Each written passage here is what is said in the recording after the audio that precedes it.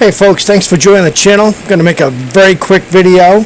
I wanted to show off or highlight the Maryadi V-22 Osprey. This is freeware, and currently I'm flying in Prepar3D version 4.2. This is a 32-bit and 64-bit freeware aircraft that you can find from Sim Outhouse.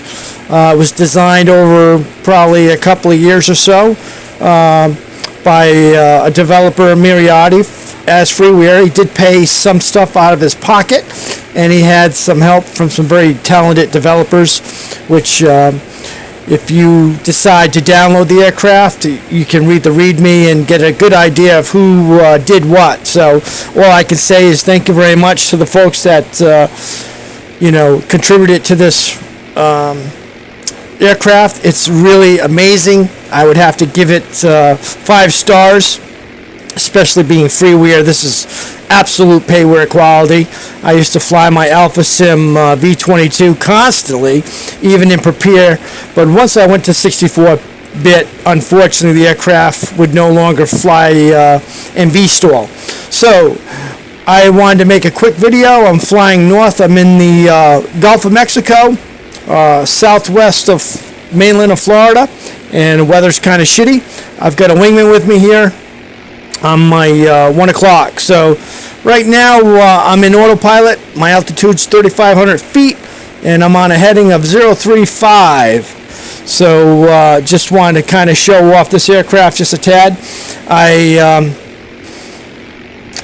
I don't think there's anything you need to do when you get this aircraft besides, if you are still flying in a 32-bit game, such as FSX, Steam version, or the regular version, or any versions of Prepar prior to version 4, then you're going to have to download the aircraft, go into your panel config file, and rename the panel.32 to just panel.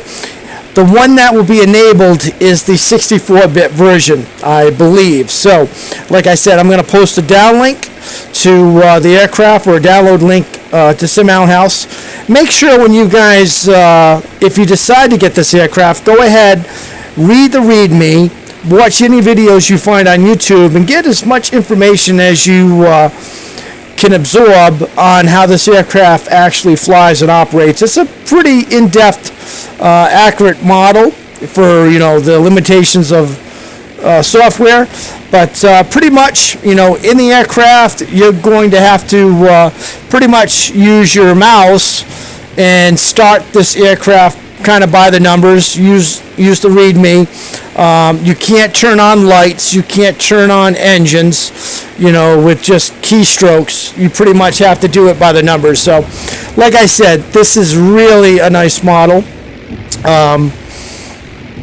There's so much going on here. I mean, you've got basically, if you look out here, let's look out on my starboard side, you see even the LED lighting in the props, the tips of the props are animated, and you can control that if you want. So right here, if I want to shut this off, see, I can just disable it, or I can put it on.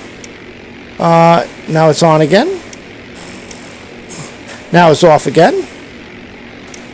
Back on. It has some special functions. If you're just a casual pilot, by default, when you start the aircraft, you'll have this special functions icon enabled, and it'll say ACT. But if you're a casual simmer, I'm not exactly sure what it does, but there are some special features that the aircraft have, or that utilizes, and if you're a casual pilot like myself, you can go ahead and disable it once you get the aircraft started, but by default that's going to be enabled. All these MFDs are basically multi-purpose. You can custom anything you want. Systems, you can extend the fuel probe if you want. Now, let me go back to FLIR, and like I said, you can swap these around, you can do whatever you want to do. Coming over here, the center MFD, we can go here. Right here are some of the functionalities where you can go through systems. A lot of this stuff is really, really cool. I'm not sure if it's 100% right now, if there's more work to be done. I haven't been keeping up on their forums, but it's very obvious that a lot of work went into this, and it's still going into this. So pretty impressive. Let's go back to EAS. And like I said, you know, these MFDs, you can swap seating positions. It's got multiple views. Now I'm sitting over here on the other seat rather. Right here you can control all the lighting of the aircraft. And like I said, read everything you can, because in order to start the aircraft and fly it properly, you have to read the manual. And of course, you can't have cheating keystrokes for anything. The aircraft will not operate like that. So what I normally do is I load an aircraft in a cold and dark state, and then I go ahead and pick this aircraft and then jump in it and, you know, do my starting procedure, and off we go. I haven't, unfortunately, been able to take off in VSTOL mode because I haven't got the flight characteristics down. I'm probably not flying it right. I'm trying to follow the manual and I'm watching videos, but I still haven't had success at it yet. I can land it in the VSTOL configuration, but anyways, it's, you know, it's one of those aircraft you're gonna have to study, you're gonna have to read, you're gonna have to practice. One of the things I did notice, there's an option in the panel config that if you look down at it, you can actually disable or enable the spoilers to control these nozzles, these rotating props. But I've kept mine using a hat switch where I can pretty much, you know, change on the fly without using my spoilers. So I didn't disable the spoilers. I'm using the airline trim left and right to control the direction of the nozzles. But I don't want to go too much into it because anyone that's unfamiliar with this aircraft needs to read the book and or the flight manual and figure that out. The sound pack's really decent, but again, I like to tweak stuff. Here we are. We're right on the southwest coastal region of mainland Florida right there. So let's go ahead and we'll come, I want to show you. Of course, I put my WeFly GPS in here, which I always do. Let's come 65 and shoot across the southern part of Florida. So, and we'll take her on down just a tad. Actually, you know what? I'm going to close that.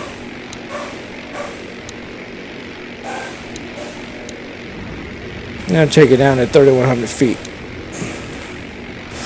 So, like I said, we were talking about the sound pack. Sound pack is really good, but I wanted to give it a little more oomph, and this is pretty much what I've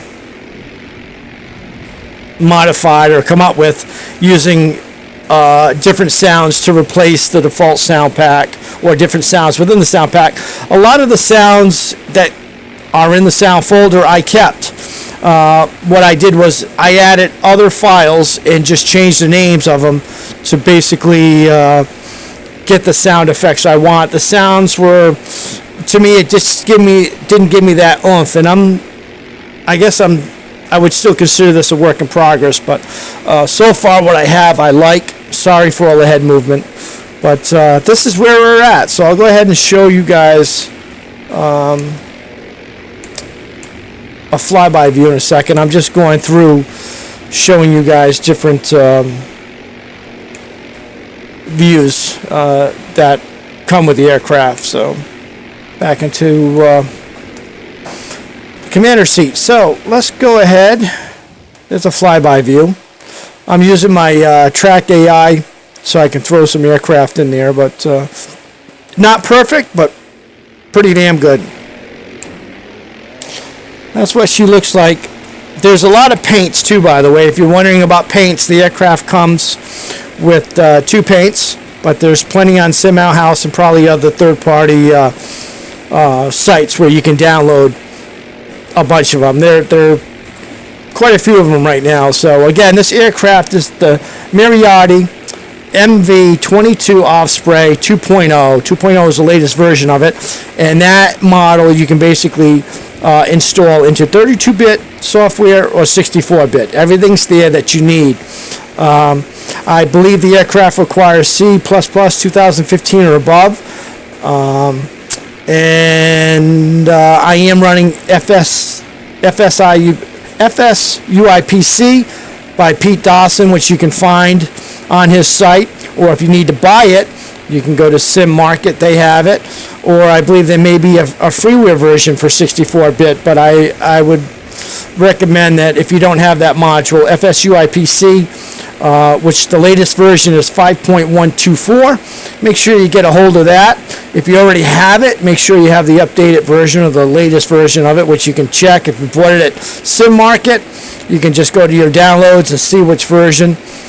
Well, actually, no. You need to go into your modules folder within your software and check the information on that. That'll tell you. Or while you're playing, you can click on your FSUIPC and click on About tab, and it'll tell you what version you're running. But you can go to Pete Dawson's site if you are unsure. Download his latest version, but that's on you. I suppose if you even know about FSUIPC, you can probably figure out, boy, this weather's horrible. Look at that out there.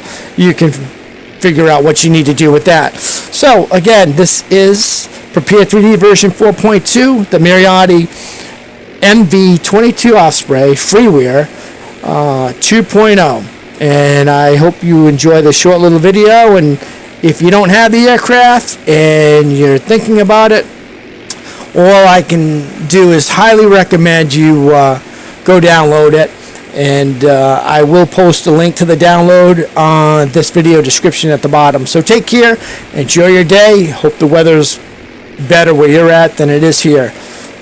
Take care. Bye.